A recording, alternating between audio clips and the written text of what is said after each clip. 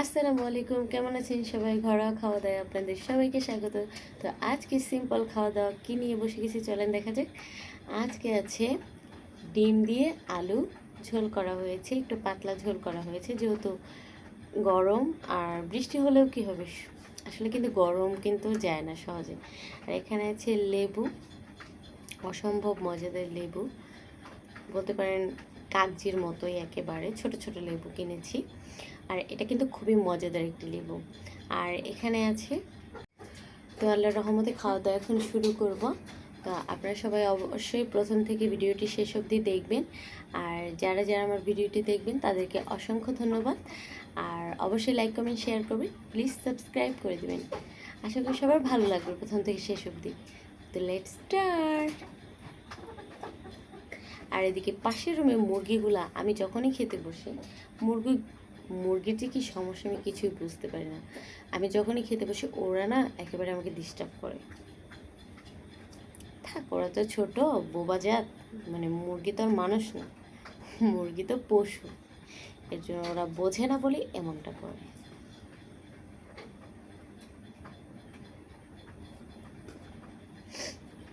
অনেকটা তরকারি নিয়েছি, সাথে 2টা ডিম আছে। আর এই যে পাতলা ঝোল করা হয়েছে দেখেন।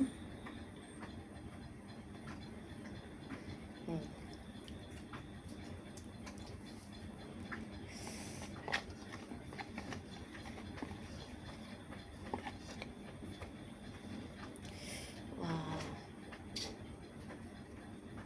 অসাধারণ অসাধারণ, বড় বড় 2টা ডিম।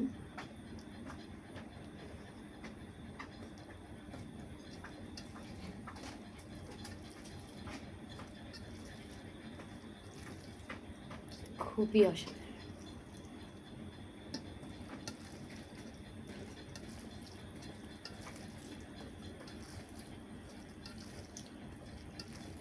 আগে মেখে নিলাম, বিসমিল্লাহ।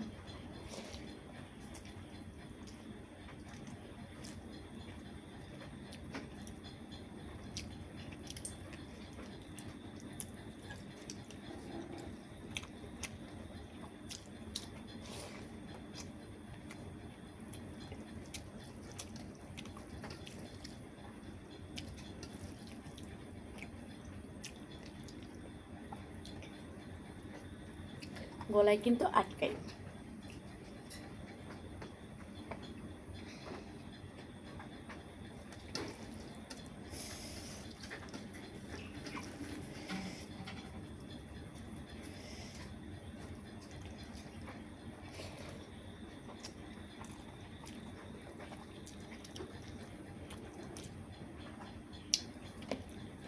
লেবুর কারণে তরকারির স্বাদ মনে হচ্ছে দ্বিগুণ বেড়ে গেছে। গরমে কিন্তু লেবু ছাড়া আসলে খাওয়া যায় না, কিন্তু আমি খুব লেবুটা কমই খাই। একটু মানে ঝোল তরকারি হলে বেশি ভালো লাগে খেতে।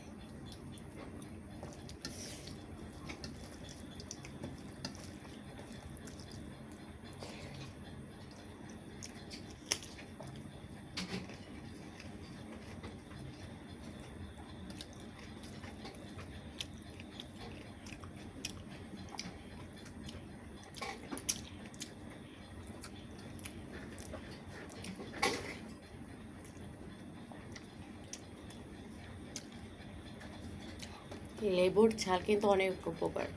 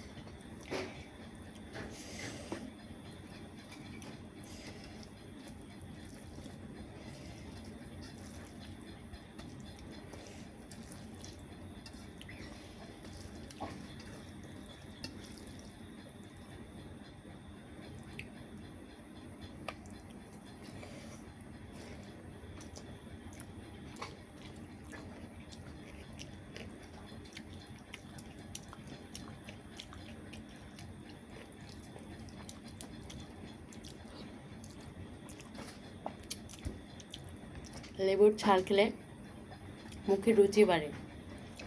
ভিটামিন সিতে এমনি রুচি বাড়ে, কিন্তু লেবুর ছালে আরও রুচি বাড়ে। কারণ আমি একজনকে দেখেছিলাম যে কি পরিমাণ রুচি, তখন ছোট ছিলাম, মানে দেখতাম ঘরে কি করতো জানেন, ঘরে এসে সে আমার আন্টি লাগতো, তো উনি দেখতাম লেবু কেটে মানে বসে বসে একাই লেবুর এরকম রস খাচ্ছে, হ্যাঁ লেবুর যে রস সেটাও খাচ্ছে, আবার লেবুর ছালটাকে শুধু লবণ দিয়ে একদম মেরে দিচ্ছে।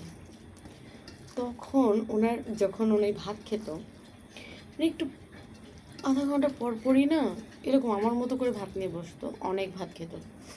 তখনই বুঝতে পারতাম, জিজ্ঞেস করতাম আপনি কি রুচির ওষুধ খান? বলতো কি না, আমি তো রুচির ওষুধ খাই না, তুমি এরকম করে আমার মতো করে লেবু খাওয়া, আর লেবুর যে ছালটা ওটাও চিবিয়ে খেয়ে ফেলবা, দেখবা তোমার প্রচুর রুচি হবে। তবে আমি খেয়েছিলাম, কি রুচি হয়েছিল কিছুদিন, তারপর ছেড়ে দিয়েছি। আর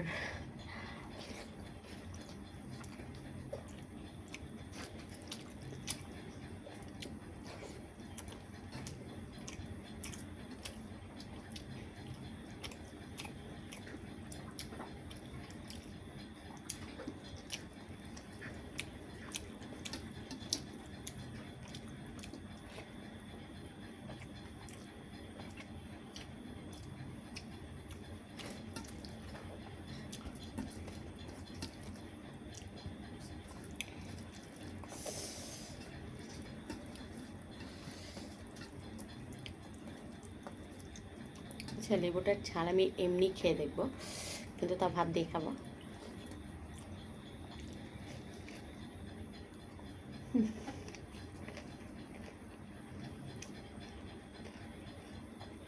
হ্যাঁ, প্রচুর টক, খালি আর কি খাওয়া যাচ্ছে না, কিন্তু আমি ফেলবো না, খেয়ে ফেলবো।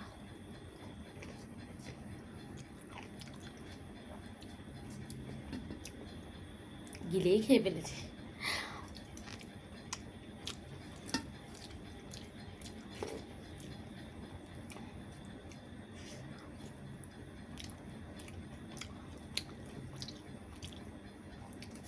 ছোটোবেলায় কিন্তু ডিম যখন খেতাম, আম্মু রান্না করতো,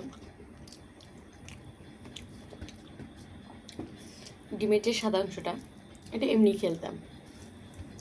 খেতাম।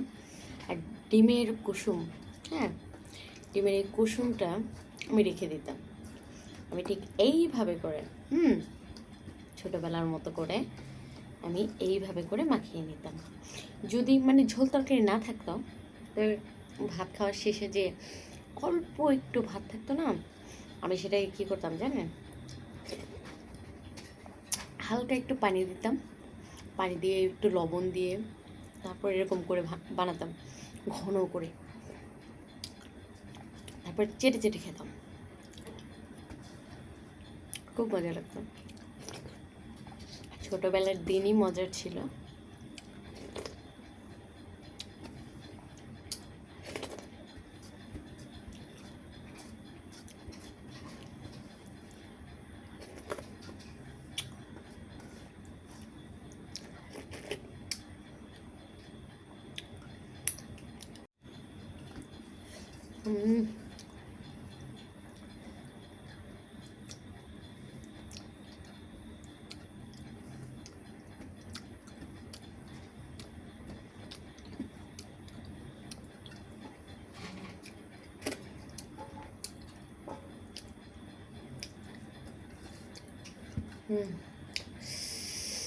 আলহামদুলিল্লাহ, খুবই অসাধারণ হয়েছে।